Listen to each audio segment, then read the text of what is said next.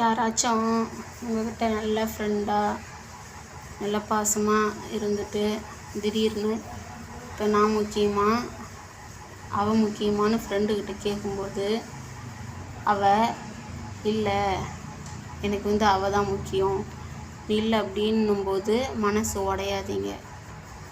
நீயும் எனக்கு முக்கியமே இல்லை அப்படின்ட்டு சொல்லிவிட்டு உங்கள் வேலையை நீங்கள் பார்த்துக்கிட்டே இருங்க. நம்மளோட அருமை என்றைக்கு தெரியும்னா கஷ்டப்படுற அன்றைக்கி தான் நம்மளோட அருமை தெரியும். நம்ம நல்லதுக்கே சொன்னால் அது கெட்டதாக தான் இப்போ நினைப்பாங்க.